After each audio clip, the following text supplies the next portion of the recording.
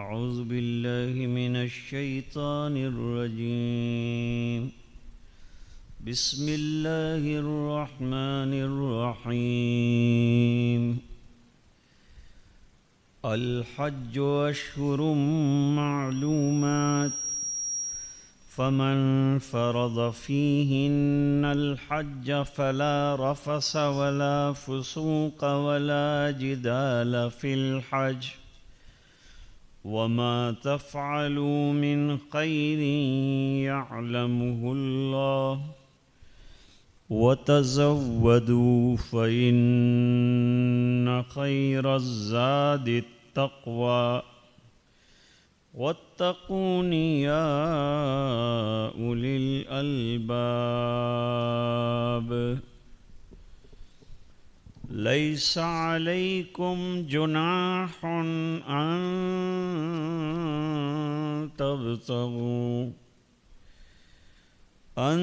تبتغوا فضلا من ربكم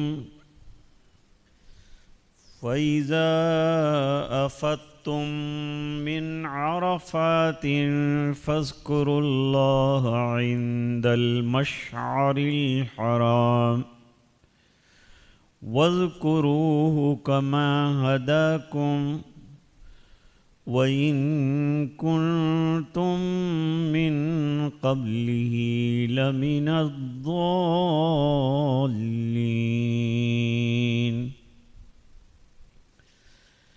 ثم أفيضوا من حيث أفاض الناس واستغفروا الله إن الله غفور رحيم.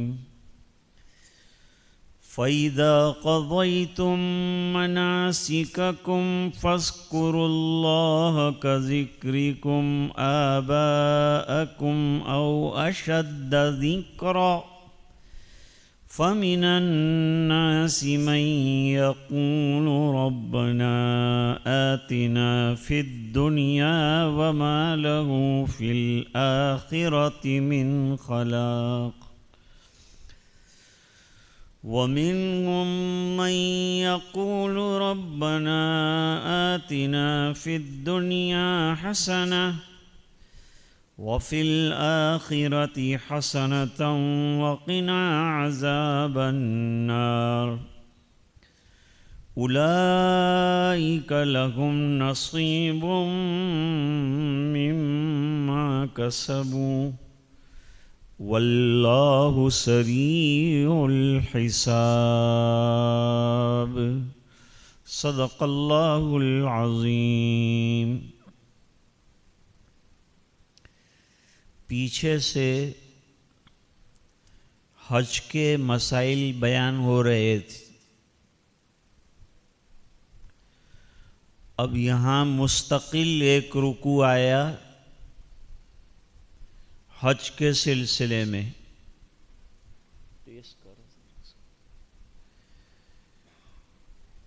اور اتفاق کی بات یہ ہے کہ موجودہ دور حج ہی کا زمانہ ہے، تو یہ حج کے مسائل کا سمجھنا آسان بھی ہوگا، ضروری بھی ہے. جس شخص پر حج فرض ہو جائے اس کو حج کے مسائل معلوم کرنا فرض ہے. اس لیے الحمدللہ مختلف کیمپ لگائے جاتے ہیں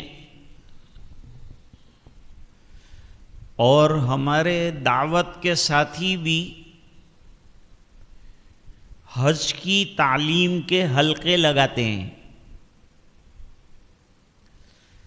تو جو لوگ حج میں جانا چاہتے ہوں اور پہلی مرتبہ جا رہے ہوں ان کو حج کے مسائل اچھی طرح سے سیکھنا چاہیے. قرآن کریم میں ایک آیت ہے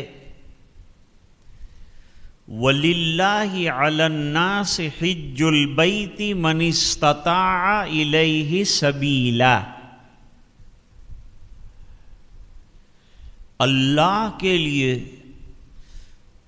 جن لوگوں کو استطاعت حاصل ہے حج میں جانے کی،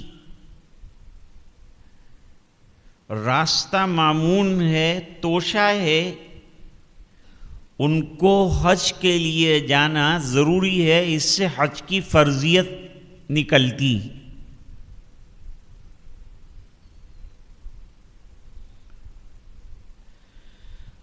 اور جن پر حج فرض ہو جائے اور اس کے باوجود وہ کسی قسم کی کوشش نہ کریں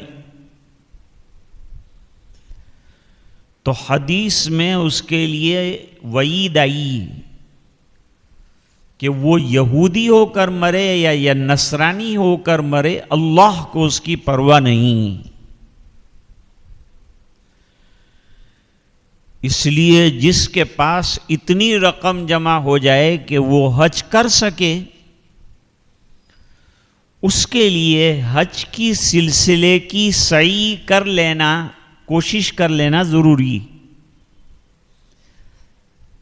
حج فرائض اسلام میں سے ایک فریضہ ہے. اللہ تعالیٰ فرماتے ہیں الحج اشہر معلومات، حج کے چند معین مہینے ہیں.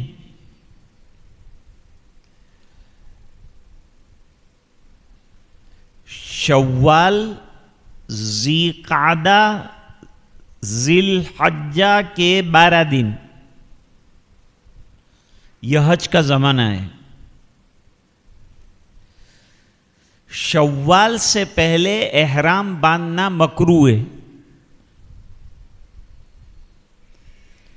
پہلے زمانے میں بہت دور دراز سے لوگ آتے تھے تو شوال سے سفر شروع کر دیتے تھے. آج کل گھنٹوں کا سفر رہ گیا ہے، اس لیے اتنی تکلیف نہیں ہے احرام باندھنے میں، رکھنے میں.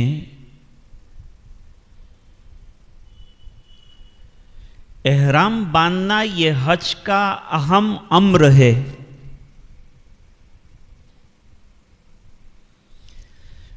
حج کے دن خالی 5 ہیں. 7 ذی الحجہ سے لے کر 12 ذی الحجہ تک کا زمانہ حج کا ہے. اس کے اندر تمام امور انجام دیے جاتے ہیں. 7 تاریخ کو تیاری کر لیتے ہیں، 7 ذی الحجہ کو، اور 8 کو یوم الترویہ ہے. اپنی سواریوں کو تیار کر کے عرب لوگ جو ہیں منا پہنچ جاتے تھے، اور منا میں ظہر سے لے کر دوسرے دن فجر تک کی 5 نمازیں ادا کرنی ہے منا میں.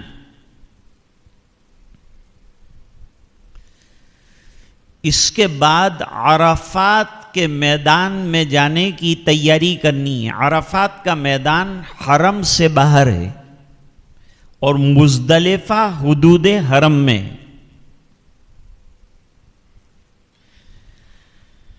اگر کوئی حاجی عرفات میں وقت پر حاضر نہ ہو سکا تو اس کا حج نہیں ہوا.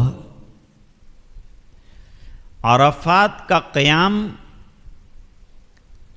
9ویں تاریخ کی زوال سے لے کر 10ویں تاریخ کی صبح صادق تک ہے. اس میں سے کچھ حصہ دن کا اور کچھ رات کا شامل کیا جائے، اور عرفات کے اندر اللہ کا ذکر، تلاوت اور عبادت کے اندر وقت گزارا جائے، اور وقوف عرفہ زوال کے بعد کیا جائے. یہ اہم رکن ہے حج کا.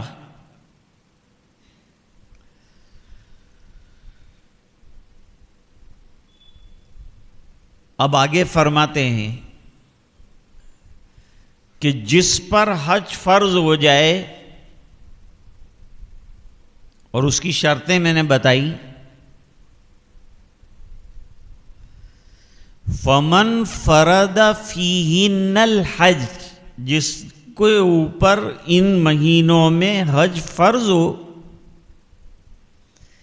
فلا رفثا، تو سفر کے درمیان اگر بیوی ساتھ ہو تو زن و شوی کے سلسلے کی کوئی بات اور خفیہ اور پوشیدہ بات بھی جائز نہیں ہے، اور اشارے کنایے میں بھی جائز نہیں، اس کو رفث کہتے ہیں۔ فسوق کے معنی کوئی بھی گناہ کا کام نہ کرائے، جیسے داڑھی منڈوانا، فضول کام نہ کرے، گناہوں کے کام نہ کریں، اس سے بچیں۔ اور چونکہ پہلے زمانے کے اندر بہت جلدی حج کے لیے چلنا پڑتا تھا، تو لمبا زمانہ ہوتا تھا، ساتھ رہنا پڑتا تھا، تو جھگڑے کی نوبت آتی تھی۔ فرمایا ولا جدال فی الحج، حج میں جھگڑے سے بچنا، ایک دوسرے کا تعاون کرنا، مدد کرنا، دوسرے کی مدد کے لیے آگے بڑھنا۔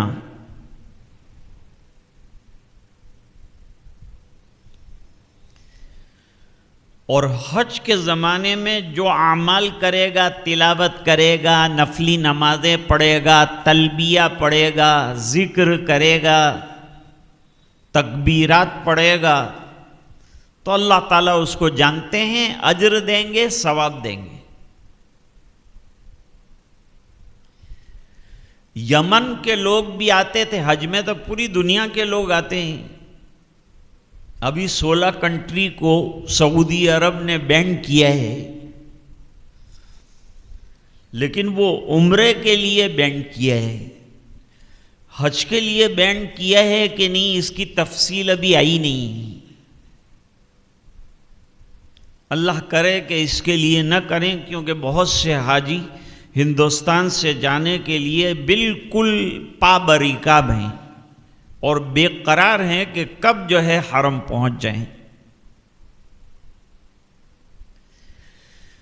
یمن والے خالی ہاتھ آتے تھے، ساتھ پیسہ بھی نہیں لاتے تھے، توشہ بھی نہیں لاتے تھے، کچھ بھی نہیں لاتے تھے، اور یوں کہتے تھے کہ ہم تو اللہ کے گھر کے مہمان ہیں، ہم کو کیا ضرورت ہے پیسے لے کر جانے کی، اللہ انتظام کریں گے، اور وہاں جا کر پھر پیسے لوگوں سے مانگتے تھے۔ اللہ نے منع فرمایا گا ایسا مت کرو، حج میں اپنا پیسہ خود لے کر چلنا ہے، اتنا پیسہ کہ وہاں خرچ کر سکے، قربانی کر سکے، ضرورت پڑے تو دم دے سکے، کچھ اہل و عیال کے لیے لا سکے، کھجور لے سکے، اور کچھ خیرات صدقات بھی کر سکے، اور اتنا پیسہ ہو کہ گھر والوں کو اگر چھوڑ کر گیا ہے تو گھر والوں کو آنے تک کا توشہ دے کر جائے، ایسے شخص پر حج فرض۔ اللہ تعالیٰ فرماتے ہیں بہترین توشہ سوال نہ کرنا ہے، وہاں جا کر کسی سے سوال نہ کرنا، اللہ کے گھر جا کر سوال کرنا، لوگوں سے بھیک مانگنا اچھا نہیں ہے۔ ابھی بھی یہ مزاج بنا ہے، مزدلفہ میں، عرفات کے اندر بہت سے لوگ جو ہیں وہ پیسے مانگنے کے لیے آتے ہیں، یہ اچھا نہیں ہے، دینے والے دیتے ہیں، صدقہ ثواب کی نیت سے خرچ بھی کرتے ہیں، لیکن ایسا نہیں کرنا چاہیے۔ اللہ تعالیٰ فرماتے ہیں اے عقل مندو، ہم نے جو قاعدہ بیان کیا اس پر عمل کرو اور اللہ سے ڈرو۔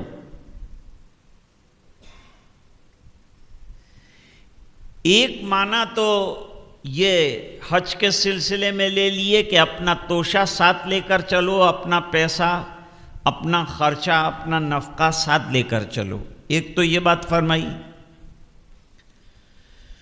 دوسرا مفسرین فرماتے ہیں کہ اللہ تعالیٰ فرماتے ہیں بہترین توشہ تقویٰ کا ہے، اللہ سے ڈرنے کا توشہ ہمیشہ زندگی میں ساتھ رکھو، ہمیشہ اللہ سے ڈرو۔ خالی حج کے زمانے میں نہیں، پوری زندگی ہماری تقوی والی ہونی چاہیے، اللہ کے ڈر والی ہونی چاہیے۔ اب توشہ لے جانے کے دو طریقے ہیں، ایک تو یہ کہ نقد روپیہ لے کے جائے، اور دوسرا یہ کہ سامان تجارت لے کر جائے، ویلیویبل، بھائی گھڑیاں ہیں، فلاں ہیں، جویلری ہے، یہ لے کے گیا اور وہاں جا کر تجارت کی، اور تجارت کے ذریعے سے جو پیسہ ہاتھ آیا اس کو حج میں خرچ کیا تو کوئی حرج نہیں۔ حج کے زمانے میں عرب کے اندر جو ہے بازار لگتے تھے، اور حاجی اپنے اپنے علاقوں سے آتے تھے اور سامان لے کر آتے تھے، اور جاتے جاتے وہ سامان بیچ کے جاتے تھے اور اس کے پیسے لے لیتے تھے۔ تو حج کے بعد تجارت کرنے میں کوئی حرج نہیں۔ صحابہ کرام یہ سوچ رہے تھے کہ حج عبادت ہے تو تجارت کو شاید نہ کہیں گے، فرمایا نہیں، تم حلال کمائی کے لیے کوئی سورس اختیار کرنا چاہتے ہو اور اس سے اپنے حج کا خرچ نکالنا چاہتے ہو تو کوئی حرج کی بات نہیں، آپ تجارت کر سکتے ہیں۔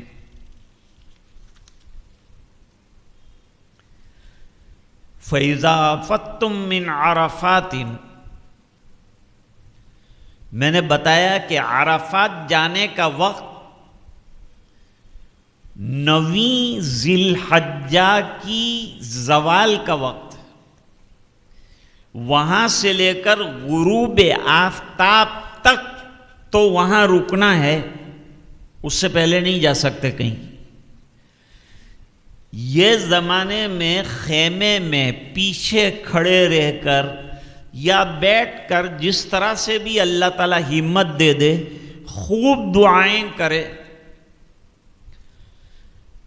اللہ تعالیٰ عرفات کے دن میں بندوں سے بہت زیادہ قریب ہو جاتے ہیں، مسلم شریف کی روایت ہے۔ اور جتنے گنہگاروں کی مغفرت یوم عرفہ میں ہوتی ہے، اتنی اور کسی دن میں نہیں ہوتی۔ تو اللہ تعالیٰ سے دعائے مغفرت کرے اور خوب آہوزاری کے ساتھ جو ہے یہ دن گزارے۔ اور عرفہ کا دن ہمارے یہاں بھی بہت قیمتی مانا جاتا ہے، اس کے روزے کی بڑی فضیلت ہے۔ آگے محرم کا مہینہ آ رہا ہے، اس کو شہر اللہ المحرم کہا، اور اس کے روزوں کی بھی فضیلت بیان فرمائی کہ رمضان کے بعد جو قیمتی روزے ہیں وہ محرم الحرام کے 1 سے لے کر 10 تک کے روزے ہیں۔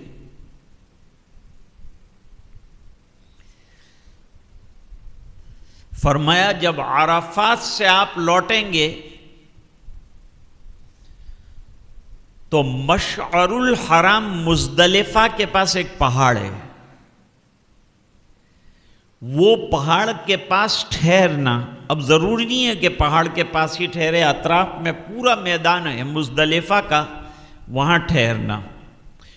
اور وہاں 2 نمازیں پڑھی جائے گی، مغرب کی اور عشاء کی 2 نمازیں جمع کی جائے گی عشاء کے وقت کے اندر۔ یہ 2 نمازیں یہاں پڑھیں گے، چاہے تو حج کا امیر ساتھ ہو کہ تنہا پڑھ رہے ہوں، لیکن یہ 2 نمازیں چاہے مغرب کا وقت نکل جائے تو عشاء کا وقت ہو جائے، تب بھی پہلے مغرب کی 3 رکعت فرض پڑھیں گے، اس کے بعد جو ہے وہ عشاء کی نماز پڑھیں گے، پھر آرام کریں گے۔ 2 نمازوں کے درمیان تھوڑا سا فاصلہ، اتنا فاصلہ ہو سکتا ہے کہ اپنا سامان وغیرہ سب ٹھیک ٹھاک کر کے رکھ دیں۔ صحابہ اپنی سواریوں کو باندھ دیتے تھے، سامان اتار لیتے تھے، اور اس کے بعد پھر عشاء کی نماز ہوتی تھی۔ رات کو آرام کرے، رات کے پچھلے حصے میں اٹھ کر تہجد پڑھے۔ حضور نے اس رات میں تہجد نہیں پڑھی کیونکہ کھلا ہوا میدان تھا، لوگ سمجھتے کہ بھئی تہجد بھی لازم ہے، تو تھکان ہے تو تہجد اس رات حضور نے نہیں پڑھی.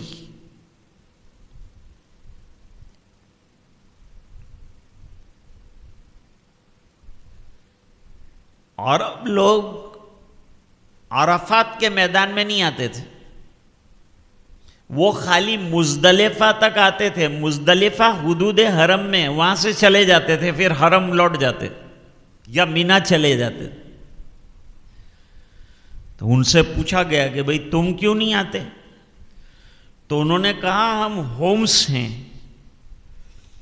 ہومس کے معنی دین کے اندر ہم لوگ بہت مضبوط ہیں، ہم کو جو ہے عرفات آنے کی ضرورت نہیں ہے، جو کمزور ہیں ان کو عرفات جانا ہے، ہم لوگ مضبوط ہیں. قطین اللہ ہیں، اللہ میاں کے گھر کے پڑوسی ہیں، لہذا ہمارے اوپر جو ہے عرفات آنا ضروری ہے. اللہ نے فرمایا نہیں، یونیفارم رہے گا، جیسے سب عرفات جاتے ہیں تم کو بھی عرفات آنا ہے. اپنی اسپیشلٹی مت قائم کرو، اپنی الگ خصوصیت اور پہچان اور تشخص مت بناؤ. سب کے ساتھ عرفات جاؤ اور وہاں سے پھر مزدلفہ آؤ، رات گزارو.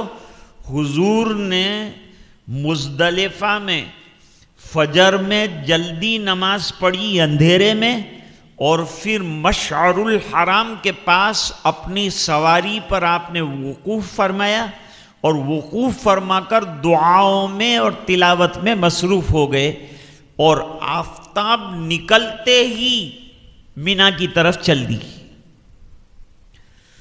10ویں تاریخ میں کچھ کام کرنے ہیں حاجیوں کو. نمبر 1،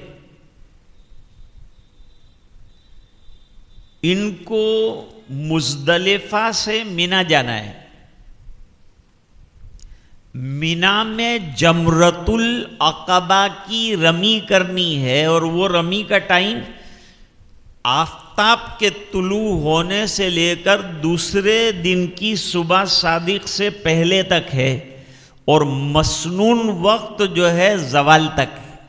تو لوگ بہت زیادہ ہجوم مسنون وقت میں کرتے ہیں، جس سے جو ہے ازدحام ہوتا ہے اور طرح طرح کے حادثے رونما ہوتے ہیں. تو جلدی نہ کرے، دوپہر کے بعد اطمینان سے جو ہے رمی کرے، یعنی جمرۃ العقبہ کی 7 کنکریوں سے رمی کرنا ایک کام. پھر حج کی 3 قسمیں ہیں، افراد، تمتع اور قران. اگر کسی نے تمتع اور قران کیا ہے تو اس کے ذمے قربانی ضروری ہے. تو پہلے رمی کی جائے گی احرام کے حالت میں، اور پہلی کنکر پر لبیک پڑھنا بند کر دیا جائے گا. اب تکبیرات تشریق جو ہیں وہ ہر نماز کے بعد پڑھنی ہے مینا کے قیام میں.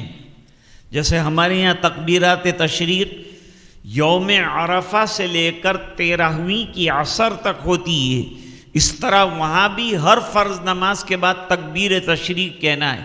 1 مرتبہ کہنا لازمی ہے، اور اس سے زیادہ مرتبہ کہے تو جائز ہے. یہ 2 کام ہو گئے کہ قربانی کرے گا متمتع اور قارن. اور مفرد کے لیے قربانی نفلی ہے، اگر کرنا چاہے تو کر لے، نہ کرنا چاہے تو اس کے ذمے نہیں ہے. قربانی کرنے کے بعد احرام کھل جائے گا. احرام کھل جانے کے بعد اب طواف افاضہ کرنا ہے، طواف زیارت کرنا ہے. 10ویں تاریخ کو، اس کا وقت 12 تاریخ کی مغرب سے پہلے تک ہے. تو 10 تاریخ کو رمی، قربانی، احرام سے فراغت اور طواف زیارت. جب احرام اتر گیا، سلے ہوئے کپڑے پہن لیے، اب تمام چیزیں جائز ہو گئی. اس کے لیے صرف بیوی سے تعلق رکھنا ناجائز ہے جب تک کہ طواف زیارت نہ کر لے. طواف زیارت یہ رکن ہے، اس کے بغیر حج مکمل نہیں ہوتا.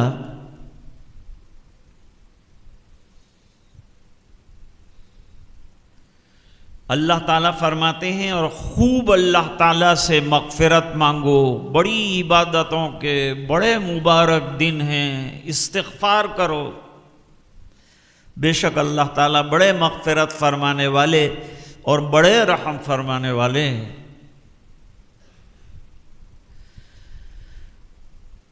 جب تم حج کے اعمال سے فارغ ہو کر مینا میں ٹھہرو گے، مینا میں راتیں گزارنا سنت ہے، کیونکہ 10 تاریخ کو ایک جمرے کی رمی کی ہے۔ رمی کے معنی پتھر مارنا۔ پھر 11 تاریخ کو زوال کے بعد سے لے کر غروب آفتاب تک مسنون وقت ہے رمی کا۔ تینوں جمرات کی رمی کی جائے گی مسجد کی طرف سے، 7 اس کی تفصیل جو ہے وہ مناسک الحج کی جو کتابیں ہیں اس کے اندر ہے۔ 2 رمی کے بیچ میں سائٹ پر کھڑے ہو کر دعا کرنا اور تیسری رمی کے بعد چل دینا۔ 11 کو بھی رمی کریں گے، 12 کو رمی کریں گے، اور 12 کو رمی کرنے کے بعد پھر جو ہے مکۃ المکرمہ کی طرف روانہ ہو جائیں گے۔ یہ حج پورا ہو گیا۔ اب اگر کوئی 13 تاریخ کو ٹھہرنا چاہتا ہے تو پہلے لوگ ایسا مانتے تھے کہ 13 تاریخ کو ٹھہر نہیں سکتے، اور کچھ سمجھتے تھے کہ ضروری ہے ٹھہرنا۔ اللہ نے فرمایا کہ کوئی ٹھہرنا چاہے تو ٹھہر سکتا ہے، لیکن زیادتی سے کام نہ لے، اور کیونکہ وہ جو جتنے خیمے ہیں وہ اکھاڑنا شروع کر دیتے ہیں تو کھلے میں رہنا پڑتا ہے، پھر چوری کا اور یہ تمام چیزوں کا خطرہ اور خلجان رہتا ہے۔ ان تمام چیزوں سے بچ کر اگر کوئی 13 تاریخ کو بھی تینوں جمرات کی رمی فجر میں کر لے اور زوال سے پہلے کر لے اور پھر مکہ روانہ ہو جائے تب بھی کوئی حرج کی بات نہیں۔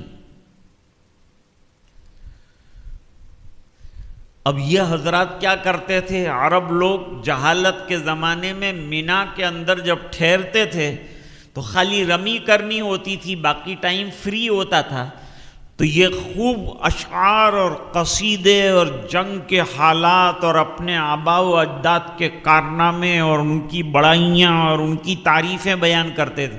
اللہ نے فرمایا میری تعریف بیان کرو، اپنی کیا تعریف بیان کرتے، اپنی کیا بڑائیاں بیان کرتے ہو؟ اللہ کی بڑائی بیان کرنے کا یہ وقت ہے۔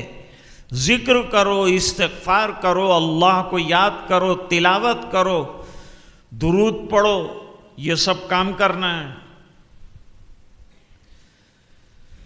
اور پھر جو ہے عرب والے ایسے تھے کہ ان کو آخرت کی کچھ پڑی نہیں، یہ کر لیتے تھے رسماً تمام چیزیں، اور دعا کرتے تھے تو کیا کہتے تھے؟ ربنا آتنا فی الدنیا، بس اللہ میں دنیا میں ناز و نعمت اور حشم اور خدم اور زیب و زینت اور عیش و عشرت دے دے، یہ کہتے تھے۔ فرمایا اے لوگو، یہ وقت ہے کہ آخرت کی بھلائی بھی مانگو۔ اس لیے ایمان والے کیسی دعا کرتے ہیں؟ یہ دعا بڑی مقبول اور بڑی پیاری ہے، اور ہر نماز کے اندر یہ دعا ضرور کرنی چاہیے۔ ہمارے ایک بزرگ فرماتے ہیں کہ جب سے میں نے شعور پایا اور یہ دعا کو میں نے یاد کیا، میں اپنی ہر دعا کے اندر اس کو ضرور پڑھتا ہوں۔ وہ کون سی دعا ہے؟ ربنا آتنا فی الدنیا حسنہ وفی الآخرۃ حسنہ وقنا عذاب النار۔ اللہ دنیا میں بھی حسنہ عطا فرما، خیر، بھلائی، اچھی بیوی، اچھی اولاد، اچھا مکان، نعمتیں دنیا میں بھی عطا فرما، اور آخرت میں تیرا دیدار، جنت، مغفرت، یہ تمام چیزیں حسنہ ہے آخرت کی۔ بڑی جامع دعا ہے، تو یہ دعا کو معمول بنانا چاہیے۔ ماں بہنیں بھی اس کو معمول بنائیں، اپنی ہر دعا کے اندر یہ دعا ضرور کریں۔ تو مشرکین مکہ خالی دنیا مانتے تھے، اور مسلمان جو ہے دنیا کے ساتھ آخرت کی حسنہ اور بھلائیاں بھی مانگتے تھے۔ فرمایا جس نے جو مانگا ہے اس کو ایسا ملے گا، جس نے دنیا مانگی اس کو دنیا دے دیں گے، جس نے دنیا اور آخرت دونوں مانگی تو اللہ کا خزانہ وسیع ہے، وہ دونوں نعمتیں عطا فرمائیں گے، دنیا میں بھی دیں گے اور آخرت کی نعمتیں یعنی مغفرت اور جنت سے بھی اللہ تعالیٰ نوازیں گے۔ اولئک لہم نصیب مما کسبوا، جس نے جیسا کمایا اس کے مطابق اس کا حصہ ہوگا، اور اللہ کے یہاں بہت جلد جو ہے وہ حساب ہونے والا ہے۔ وَاذْكُرُوا اللَّهَ فِي أَيَّامٍ مَّعْدُودَاتٍ، یہ جو چند دن ہیں ان کے اندر اللہ کا ذکر کثرت سے کرو۔ یوں بھی اللہ کا ذکر زیادہ کرنے کا حکم ہے، اور یہ تو دن ہی عبادتوں کے ہیں اور ذکر کے ہیں، اس لیے فرمایا خوب اللہ تعالیٰ کا یہ چند دنوں کے اندر ذکر کرو، خوب تبلیغات پڑھو، خوب تشریقات پڑھو۔ فمن تعجل فی یومین، پس اگر 2 دن یعنی 12ویں تاریخ کو کوئی مکہ روانہ ہو گیا، فلا اسم علیہ، تو اس کے اوپر کوئی گناہ نہیں ہے۔ ومن تاخر، اور کوئی 13ویں کو رک گیا اور 13ویں کی صبح میں بھی اس نے تینوں جمرات کی رمی کر لی، فلا اسم علیہ، تو اس کے اوپر بھی کوئی گناہ نہیں۔ لمن اتقی، رہے تو اللہ سے ڈر کر رہے، چوری چکاری جھگڑا ٹنٹا فساد فتنہ ان تمام چیزوں سے 13 تاریخ کو بچے، کیونکہ وہ خیمے نکالیں گے، مال ادھر سے ادھر ہوگا، جھگڑا ہوگا، فرمایا جھگڑے سے اپنے آپ کو بچائے اور اللہ کی یاد میں لگا رہے۔ اللہ سے ڈرو اور یہ بات یاد رکھو کہ تم کو اللہ کی طرف ایک دن جمع ہو کر آنا ہے۔ اب 2 قسم کی دعائیں ہوئی تھیں۔ ایک دعا تو کرنے والے یہ کرتے تھے کہ ربنا آتنا فی الدنیا وما لہ فی الآخرۃ من خلاق، ایسے شخص کے لیے جو صرف دنیا مانتا ہے، آخرت میں کوئی حصہ نہیں ہے۔ اور دوسرا یعنی ایمان والا، وہ دنیا بھی مانگتا ہے اور آخرت بھی مانگتا ہے، تو اللہ تعالیٰ اس کو دونوں چیزوں سے نوازتے ہیں اور انعامات سے نوازتے ہیں۔ اب دونوں کی مثالیں دے رہے ہیں اللہ تعالیٰ کہ ایک منافق تھا، وہ حضور کے سامنے خوب میٹھی میٹھی باتیں کرتا تھا، چکنی چپڑی باتیں کر کے حضور کے قریب بیٹھتا تھا اور قسمیں کھا کھا کر اپنے ایمان کے دعوے کرتا تھا۔ صحابہ قسمیں نہیں کھاتے تھے لیکن سچے مسلمان تھے۔ یہ قسمیں کھا کھا کر کہتا تھا کہ میں بہت پکا مسلمان ہوں اور آپ کا عاشق ہوں۔ اس کا نام اخنس ابن شریق منافق تھا۔ حضور کے قریب بیٹھتا تھا، چکنی چپڑی باتیں کرتا تھا، حضور اس کی باتوں سے خوش ہو کر اس کو قریب بٹھاتے تھے، لیکن یہ ظالم ایسا تھا کہ جب مجلس سے اٹھتا تھا حضور کی تو باہر جا کر مسلمانوں کے جانوروں کے پیر کاٹ ڈالتا تھا اور مسلمانوں کی کھیتیوں کو اور کھجور کے باغات کو آگ لگاتا تھا، اور اندر سے بڑا اس کو اسلام سے دشمنی اور کینہ تھا۔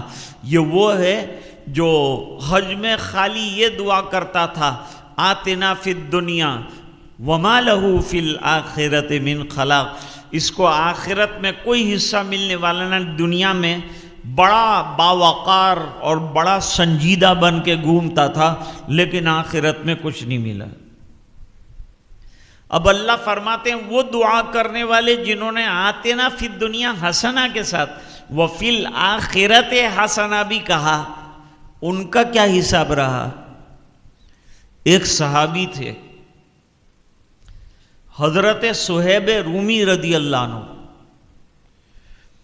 انہوں نے ہجرت کا ارادہ کیا کیونکہ حضور ہجرت کر کے مدینہ چلے گئے، تو صحابہ بھی اب رخت سفر باندھ رہے تھے، جہاں شمع ہے پروانے وہیں جائیں گے، جہاں حضور ہیں آفتاب نبوت ہیں وہیں جائیں گے ستارے۔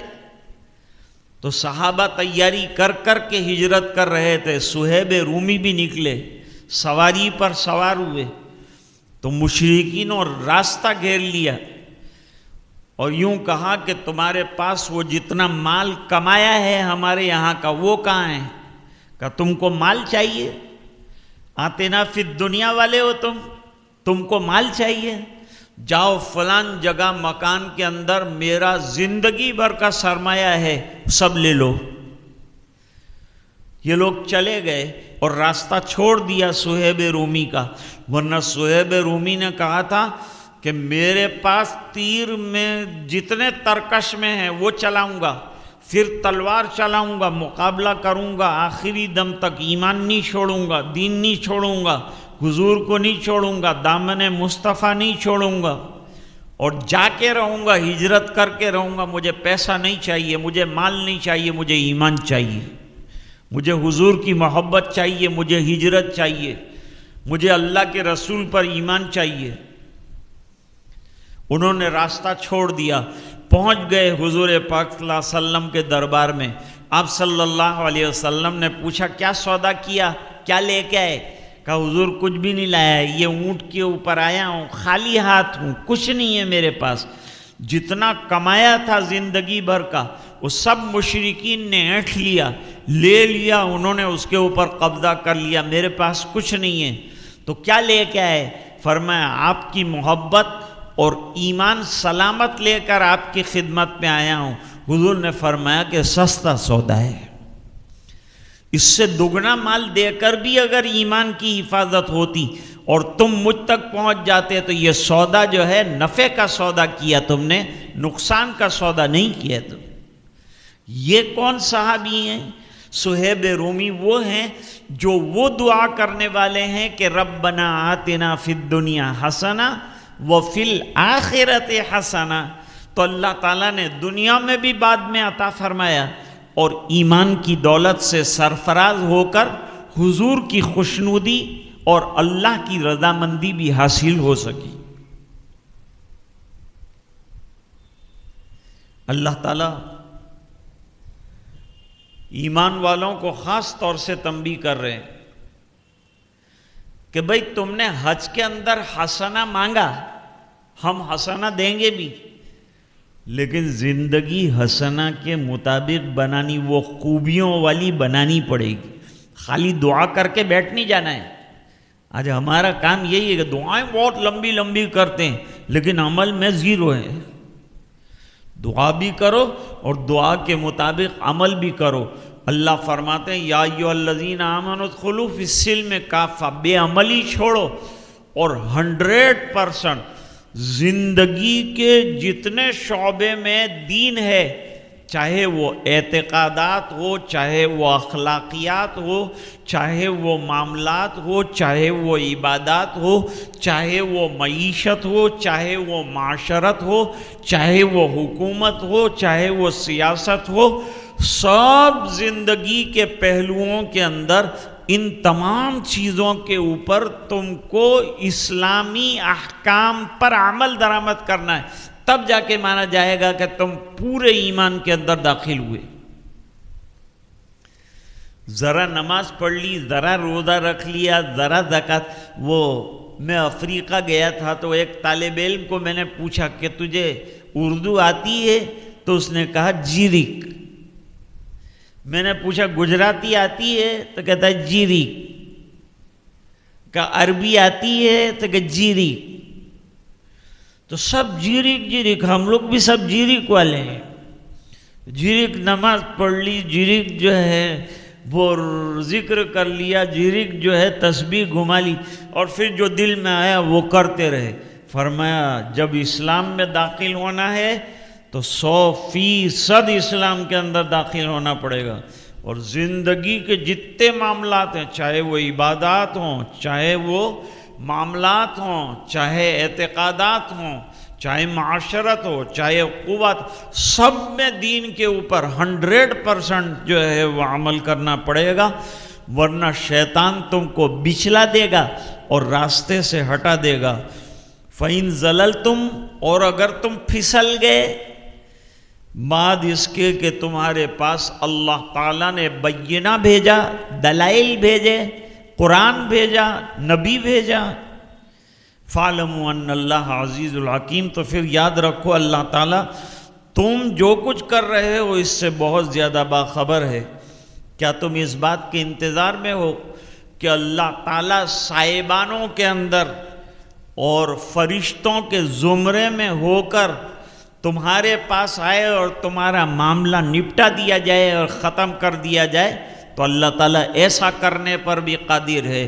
یاد رکھو اللہ کی طرف لوٹ کر ایک وقت جانا ہے۔ عبداللہ ابن مسعود رضی اللہ تعالیٰ عنہ فرماتے ہیں کہ آخرت میں قیامت کے دن اللہ تعالیٰ ایک ابر ہوگا، اس کے سائبان میں اتریں گے، اور ابن عباس فرماتے ہیں چاروں طرف فرشتوں کا جھرمٹ ہوگا، اس کے اندر اتریں گے، عرش سے کرسی پر بیٹھیں گے۔ اس کی کیفیت کیا ہوگی وہ ہم کو معلوم نہیں ہے، لیکن اس پر ایمان رکھنا اور یقین رکھنا یہ ہمارے لیے ضروری ہے، اور پھر فیصلے اس دن جو ہیں وہ کیے جائیں گے، اور اللہ تعالیٰ بہت جلد فیصلہ کرنے والے ہیں۔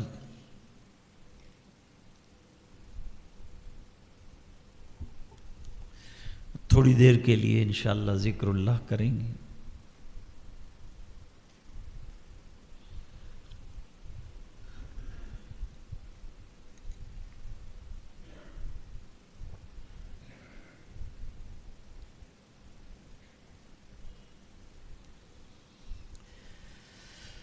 تیرے سوا معبود حقیقی کوئی نہیں ہے، کوئی نہیں، تیرے سوا مسجود حقیقی کوئی نہیں ہے، کوئی نہیں، تیرے سوا مشہود حقیقی کوئی نہیں ہے، کوئی نہیں۔ اب تو رہے بس تادم آخر ورد زباں اے میرے الہ، لا الہ الا اللہ، لا الہ الا اللہ، لا الہ لا الہ الا اللہ، لا الہ الا اللہ، لا الہ الا اللہ، لا الہ الا اللہ، لا الہ الا اللہ، لا الہ الا اللہ، لا الہ الا اللہ، لا الہ الا اللہ، لا الہ الا اللہ، لا الہ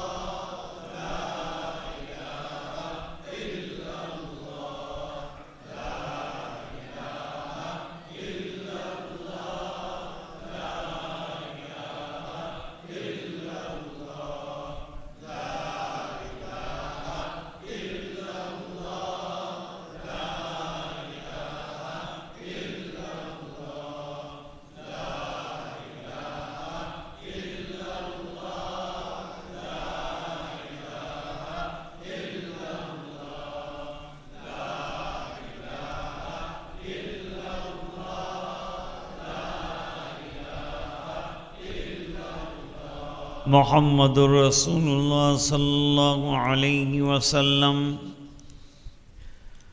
اللہم لک الحمد کلہ ولک الملک کلہ ولک الشکر کلہ وإلیک یرجع الامر کلہ علانیتہ وسرہ. اللہم صل علی سیدنا محمد وعلی آل سیدنا محمد وبارک وسلم. ربنا آتنا فی الدنیا حسنہ وفی الآخرة حسنة وقنا عذاب النار وقنا عذاب القبر وقنا عذاب الحشر وقنا عذاب الفقر وقنا عذاب الدین واحشرنا یوم القیامة مع الابرار. ظلمنا انفسنا وإن لم تغفر لنا وترحمنا لنكونن من الخاسرین. ربنا لا تجعلنا فتنة للقوم الظالمین ونجنا برحمتك من القوم الكافرین. اللهم إن قلوبنا ونواصينا وجوارحنا بيدك لم تملكنا منها شيئا فإذا فعلت ذلك بنا فكن أنت ولينا واهدنا إلى سواء السبيل. اے اللہ ہمارے گناہوں کو معاف فرما، کوتاہیوں سے درگزر فرما، اپنا فضل اور کرم شامل حال فرما.